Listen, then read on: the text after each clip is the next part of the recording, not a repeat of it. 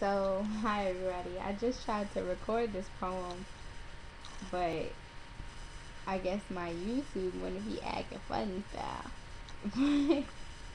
um, the the piece that I'm about to do for you is one of the poems linked to my um celebrating not celebrating but my doing awareness month. I chose this month because last month was poetry month, and you know, this month had like Mother's Day and all that stuff in it, but it just seems like the right time because I don't know, I just felt it. So it's a broad spectrum of what I wanted people to be aware of, and the pieces that I've been doing are similar and yet very diverse or very different. Um,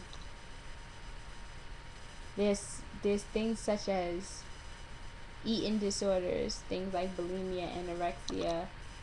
Um, there's things also that I wanted people to be aware of, like STDs, and it was even some things as far as like emotional bouts, like teen subjects like suicide, and it's it's such a broad spectrum. So I chose this month to attribute all of these things, like, so that everybody pays attention to them and let them know that it's not one thing that deserves more attention more than the next. Because you'll see awareness for cancer, you'll see awareness for HIV and AIDS, and those are very, very valid points. And those are some big things that you should be aware of, but there are other things. They're not left life threatening, but they are lifelong, or there's something that affects you in the long run, or there's something that you hold with you forever, just that feeling that you felt.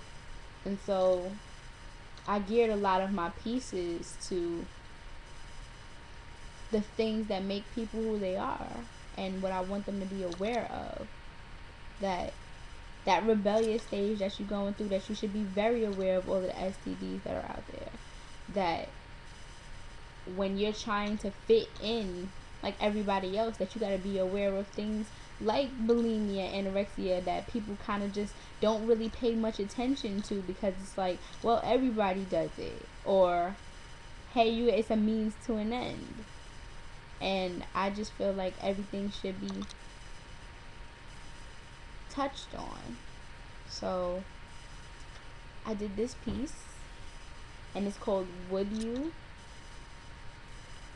And here we go. Would you be as inclined to talk to me?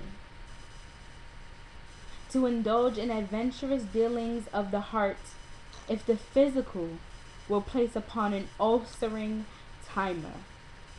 Moments of cold-shouldered blistering to your advantage, would you still choose to pursue? If you couldn't indulge in your desires when you wanted to?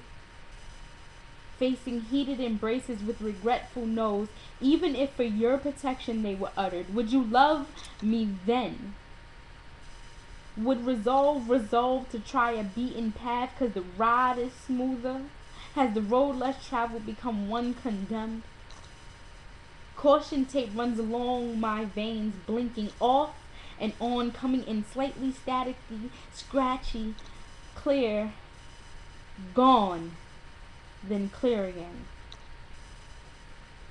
Would you be as inclined to want me?